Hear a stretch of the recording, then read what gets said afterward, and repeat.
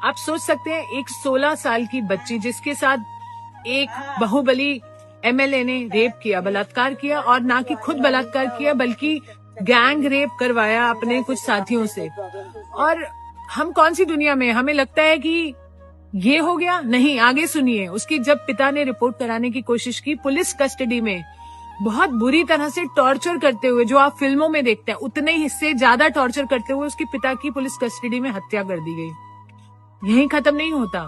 जब किसी लॉयर ने उसका केस लड़ना चाहा, तो जब उस लॉयर की गाड़ी में बैठकर ये पीड़िता जा रही थी अपने न्याय की मांग के लिए, वो गाड़ी को 11 बार टक्कर करवा दी।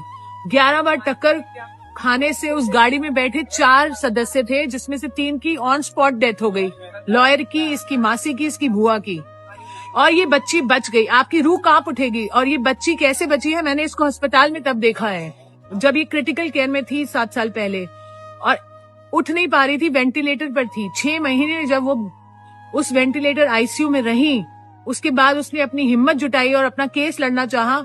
उस मुजरिम को उम्र कैद की सजा हुई। इतना कुछ खोया इस बच्ची ने।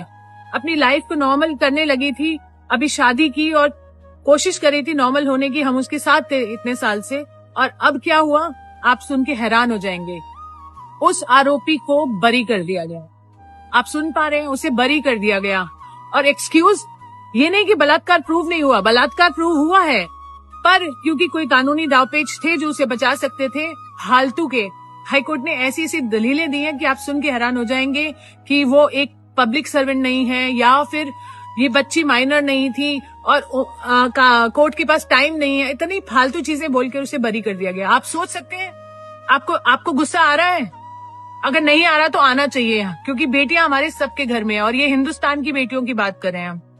मैं तो आक्रोशित हूँ और तब से इस बेटी के साथ हूँ, जब से उसने कोर्ट में मुझे बताया कि दीदी मेरे साथ ऐसा हुआ, और मैं तभी से उसके साथ हूँ। क्या देश उसके साथ है? अगर नहीं है तो आप मर चुके हैं। अगर है तो आप सपोर्ट कीजिए, क्योंकि मुझे मालूम है ठंड का समय है, लोग नहीं आ सकते प्रोटेस्ट के लिए। अगर आप नहीं आना चाहते तो नहीं आइए, कोई बात नहीं। कम से कम वीडियो शेयर कीजिए, लोगों को जगाइए और बताइए कि ऐसी दरिंदगी हमारे देश में हो रही है और अपने बेटियों के साथ भी हो सकती है।